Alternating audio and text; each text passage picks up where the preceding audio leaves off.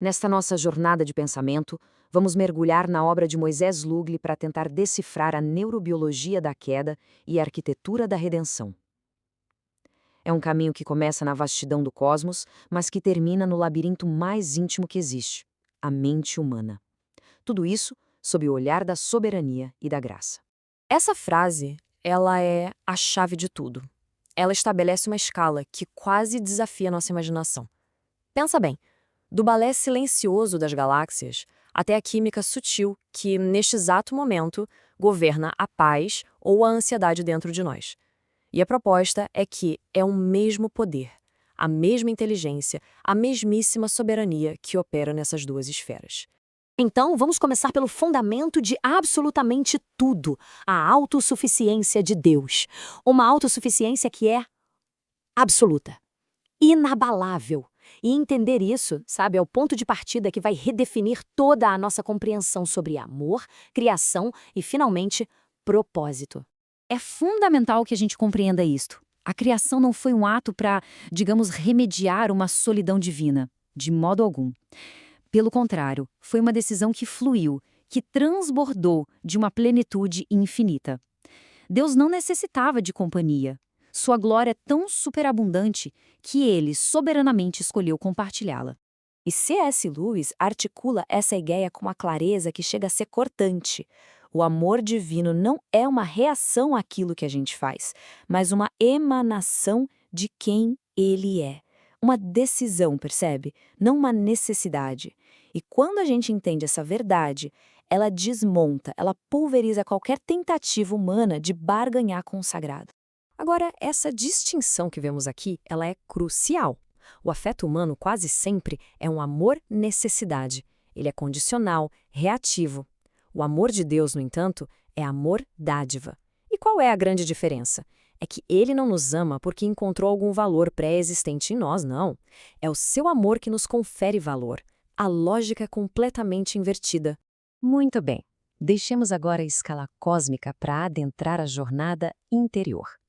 Como é que essa soberania toda ecoa dentro da nossa própria consciência?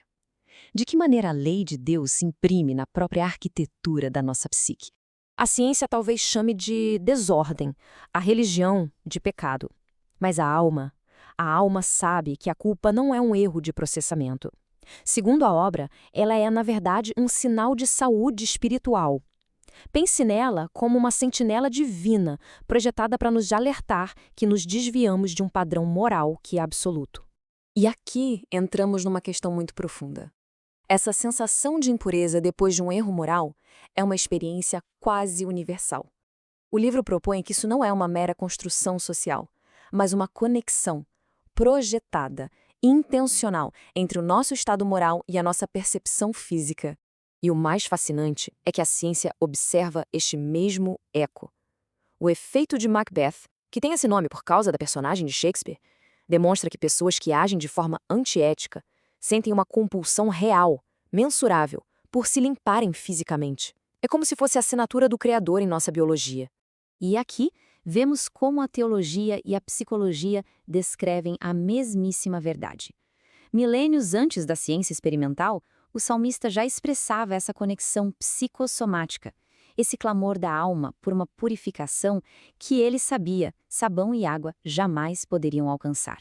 Mas o que acontece quando esse alarme da consciência é sistematicamente ignorado? Vamos agora analisar como o pecado age como uma força de desintegração, fragmentando a consciência, o corpo e o espírito. O ponto central aqui, vindo da teologia agostiniana, é que o mal não tem substância própria. Ele é um parasita. O pecado não cria nada. Ele apenas corrompe, distorce e degrada aquilo que foi originalmente criado como bom, belo e verdadeiro. E esse processo de decadência é terrivelmente concreto. Primeiro, a consciência é ignorada. Depois, o próprio cérebro é reconfigurado para o auto-engano, a chamada neuroplasticidade negativa.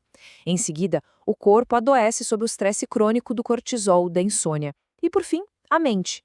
A mente perde sua função de bússola moral e se torna um labirinto de ansiedade e confusão. Diante dessa ruína autoimposta, o livro nos apresenta a solução. E não é um manual de autoajuda, mas sim uma missão de resgate de proporções cósmicas, iniciada não pela humanidade, mas pelo próprio Deus. Este é o movimento central do Evangelho. É o que o distingue de todas as outras religiões. Não se trata de uma escada que nós construímos para o céu. Trata-se do infinito, que se inclina, que desce até os nossos escombros para restaurar a sua obra-prima. A missão de Cristo, portanto, não foi uma oferta passiva deixada à nossa disposição. Foi uma busca ativa, intencional, um amor que não espera ser encontrado, mas que vai atrás, que procura o perdido nos lugares mais escuros. É um resgate, não uma negociação. A cruz não deve ser vista como um ato de um pai irado punindo um filho relutante. Ela é a execução de um plano eterno, traçado em amor antes da fundação do mundo, para restaurar a beleza da imagem de Deus na humanidade. É o ponto exato onde a justiça perfeita e a misericórdia infinita se encontram. E assim, chegamos à conclusão e ao convite central desta obra. Encontrar a paz verdadeira não no exercício do controle, mas na rendição à soberania de Deus. A raiz daquela fragmentação que discutimos é precisamente esta, a nossa tentativa de carregar um fardo para o qual não fomos projetados. O estresse de tentar ser o Deus da própria vida gera o colapso que a psicologia moderna diagnostica, mas que a teologia já conhece há muito tempo como a condição humana caída. Sendo assim, o convite divino não é para uma transação, para uma barganha de méritos. É para uma relação de entrega. Deus não quer o nosso pagamento. Ele quer a nossa presença. Ele não quer algo de nós.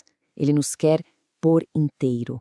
Essa análise se encerra com essa pergunta provocadora. Uma reflexão sobre o verdadeiro peso da autonomia que tanto buscamos, em contraste com o descanso que nos é oferecido.